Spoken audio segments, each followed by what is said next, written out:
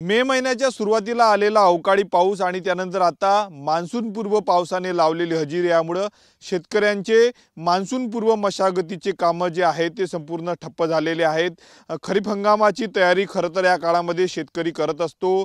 मशागत जी आहे ती शेती तयार जे आहे ते खरीप हंगामासाठी शेतकरी करत असतो, परंतु ज्या पद्धतीने आता मान्सून पूर्व पाऊस धो बरसतोय त्यामुळे अमरावती जिल्ह्यामध्ये जर आपण पाहिलं तर खरीप पूर्व हंगामाचे जे काही कामं आहेत मशागतीची ते कामं ठप्प झालेले आहे। मी सध्या एका शेत शिवारामध्ये आणि या ठिकाणी बघू शकतो सतत 3 दिवसांपासून धुवाधार पाऊस होत असल्यामुळे कामं जे आहेत ते अंतर्गत मशागतीचे कामं संपूर्ण थांबलेले आहेत। पेरणीपूर्वी शेतकरी शेत तयार करत असतात, त्याची नांगरणी असेल, रोटावेड असेल, त्याच्या माध्यमातून शेती जी आहे ती पेरणीसाठी पूर्ण सज्ज केली जाते, परंतु पाऊस आल्यामुळे जे आहे ते या शेतामध्ये ट्रॅक्टर असेल किंवा मग बैलजोडी कुठलीच चालत नाही, त्यामुळे कामं ठप्प झालेले आहे। दुसरीकडे मे महिन्याच्या सुरुवातीलाच अवकाळी पाऊस आणि आता मान्सून पूर्व पाऊस यामुळे हजेरी लावल्यामुळे जर आपण पाहिलं तर जमीन जी आहे ती शेत जमीन तापली नाही, त्यामुळे यावर्षी बुरशीजन्य रोगांचा प्रादुर्भाव राहणार असल्याची भीती कृषी विभागाने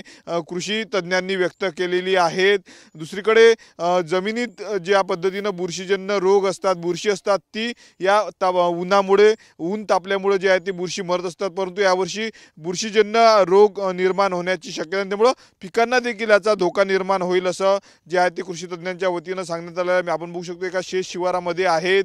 अशा वेळी जर आपण पाहिलं तर या शेत शिवारांमध्ये काम सुरू असतं, नांगरणी असेल, त्यानंतर रोटावेटच्या माध्यमातून संपूर्ण तयारी केली जाते, परंतु पाऊस संततधार सुरू आहेत, मान्सूनपूर्व पाऊस सुरू आहे आणि या मान्सूनपूर्व पावसामुळे जर आपण पाहिलं तर खरीप पूर्व जे आहे ते कामं जे असतात मशागतीचे ते कामं संपूर्ण थांबलेले आहे।